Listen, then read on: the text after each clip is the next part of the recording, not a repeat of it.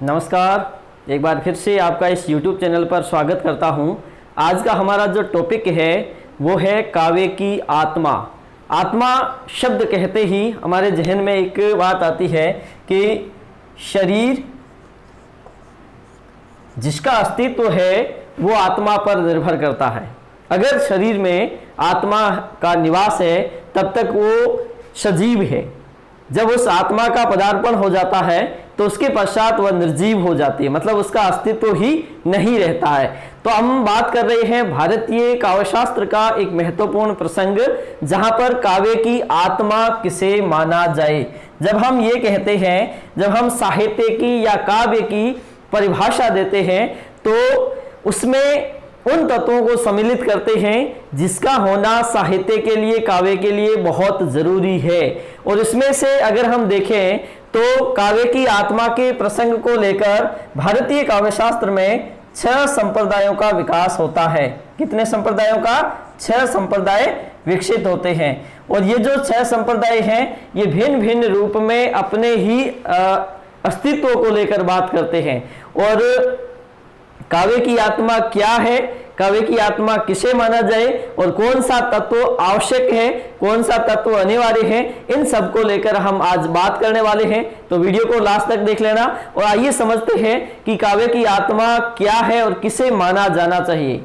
अगर हम भारतीय काव्यशास्त्र की बात करें तो भारतीय काव्यशास्त्र में काव्य की आत्मा को लेकर अगर हम इतिहास में देखें कि काव्य की आत्मा का पहला प्रसंग कहां पर आता है, तो सबसे पहले भारतीय काव्यशास्त्र में आचार्य वामन आते हैं। आचार्य वामन आते हैं जिन्होंने अपने ग्रंथ काव्यालंकार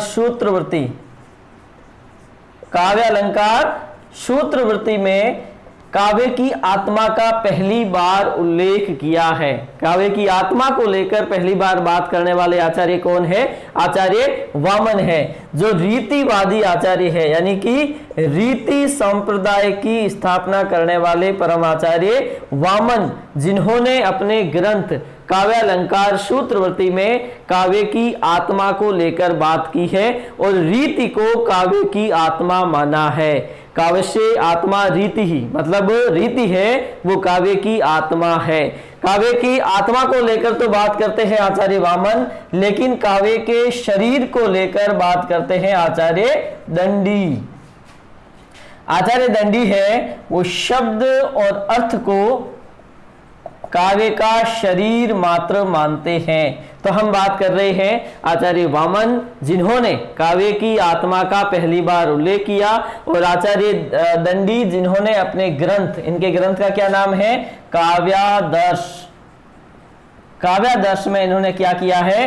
काव्य के शरीर को लेकर बात की है और उन्होंने ये कहा है शरीरम ताव दिष्टार्थ व्यवच्छिन्ना पदावली, मतलब शब्द और अर्थ, शब्दार्थ जो है वो काव्य का शरीर मात्र है, उसकी आत्मा तो अलग है। तो हम यहां बात करते हैं शरीर की और यहां बात कर रहे हैं उसके आत्मा की। अब ये बात आती है कि काव्य की आत्मा को लेकर जो भारतीय काव्यशास्त्र में संप्रदायों का विकास होता है वो कौन कौन से संप्रदाय हैं और किसने किस रूप में आत्मा को स्वीकार किया है। तो हम ये चलिए देखते हैं उन संप्रदायों को और उनके प्रतिष्ठापक कौन हैं, उन सब की चर्चा इस वीडियो में हम करने वाले हैं। सबसे पहले देखते हैं भारतीय काव्यशास्त्र में रस संप्रदाय को। रस संप्रदाय जिसके प्रवर्तक है आचार्य भरत मुनि। कौन है? आचार्य भरत मुनि। ये 3री सदी ईसा पूर्व के एक महत्वपूर्ण आचार्य हैं, जिन्होंने किस ग्रंथ का लेखन किया है? नाट्य शास्त्र के नाम से। नाट्य शास्त्र के नाम से ये ग्रंथ का लेखन करते हैं। उसके बाद में नाम आता है आचार्य भामह का, जिन्होंने अलंकार संप्रदाय का प्रतिपादन किया, यानी कि अलंकार संप्रदाय के परम आचार्य कौन है? आचार्य भामह। और आचार्य भामह है ये 6ठी शताब्दी के एक महत्वपूर्ण आचार्य है, जिन्होंने काव्यालंकार के नाम से काव्यशास्त्रीय ग्रंथ का लेखन किया है, काव्यालंकार के नाम से। उसके बाद में तीसरे आचार्य आते हैं आनंदवर्धन, जिन्होंने संप्रदाय का प्रतिपादन किया, यानी कि ध्वनि संप्रदाय के प्रतिष्ठापक कौन है? आचार्य आनंदवर्धन। आनंदवर्धन जिन्होंने अपने ग्रंथ, इनके ग्रंथ का क्या नाम है? ध्वन्यालोक। ध्वन्यालोक। इन्होंने अपने ग्रंथ में ध्वनि को काव्य की आत्मा माना है, और भामह ने अलंकार को और भरत मुनि ने रस को काव्य की आत्मा माना है। उसके बाद में चौथा संप्रदाय है वक्रोक्ति संप्रदाय। वक्रोक्ति संप्रदाय के प्रवर्तक है आचार्य कुंतक। आचार्य कुंतक जिन्होंने अपने ग्रंथ वक्रोक्ति जीवितम, वक्रोक्ति जीवितम में काव्य की आत्मा किसे माना है? वक्रोक्ति को काव्य की आत्मा माना है। किसने माना है? आचार्य कुंतक ने। उसके बाद में आते हैं आचार्य वामन। वामन जिन्होंने रीति संप्रदाय का प्रवर्तन किया, और इन्होंने जो ग्रंथ लिखी है उनका क्या नाम है? काव्यालंकार सूत्रवृत्ति। काव्यालंकार सूत्रवृत्ति। काव्यालंकार सूत्रवृत्ति के नाम से ये ग्रंथ का लेखन करते हैं। कौन करते हैं? आचार्य वामन। और उसके बाद में अंतिम अगर देखा जाए तो छठे है वो औचित्य संप्रदाय। औचित्य संप्रदाय। औचित्य संप्रदाय के अंतर्गत अगर देखा जाए तो यह है आचार्य क्षेमेंद्र, जिन्होंने अपने ग्रंथ औचित्य विचार चर्चा, औचित्य विचार चर्चा, इस ग्रंथ में इन्होंने क्या कहा है कि औचित्य ही काव्य की आत्मा है।